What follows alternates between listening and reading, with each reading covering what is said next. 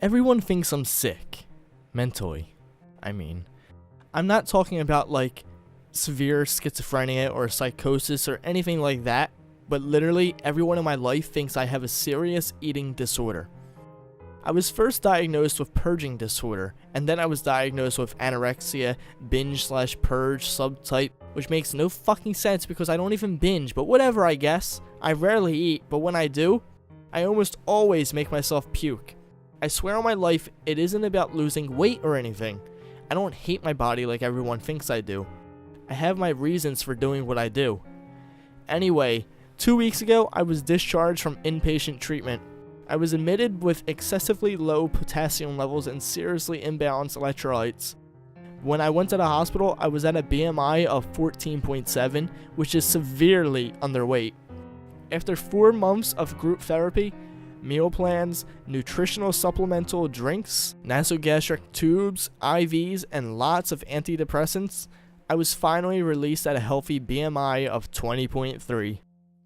Everyone thought I was so much better when I got out of the hospital, which would make sense if I were actually sick to begin with. But just days after being discharged from the hospital, I relapsed, as my psychiatrist puts it.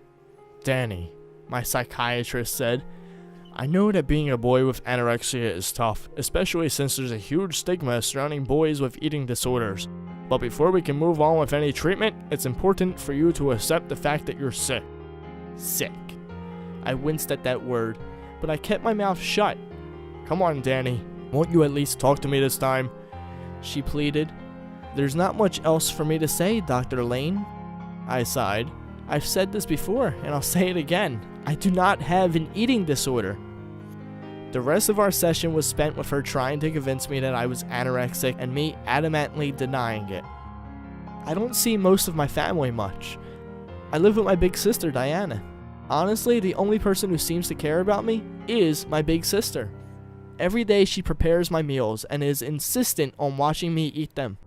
She can't be around all the time though. Diana is the lead researcher at a chemistry lab. In other words, she's a busy woman.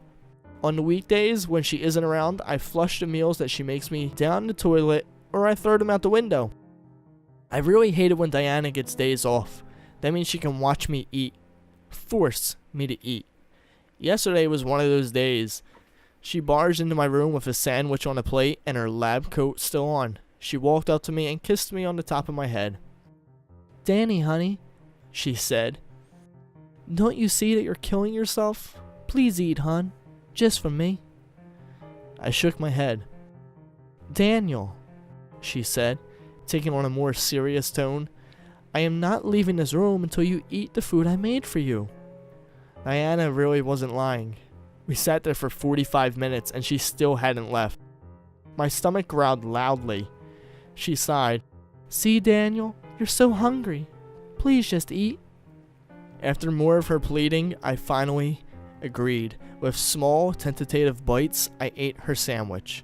Words like disgusting, wrong, and bad ran through my head as I ate. After finishing the sandwich, I felt sick and disgusting.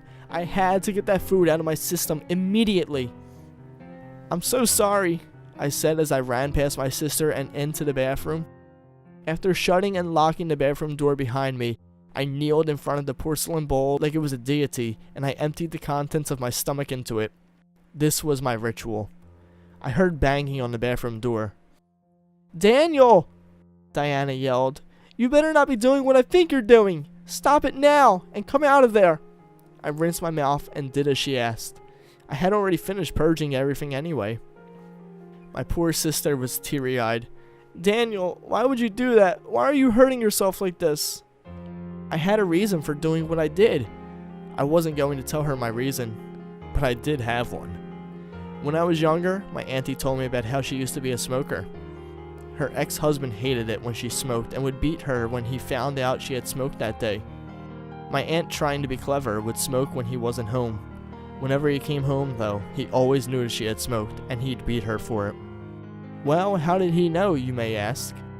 Cigarette smoke smells like a motherfucker, and the scent lingered on my aunt. Even though my aunt was desensitized to the smell, her ex-husband could always smell it on her.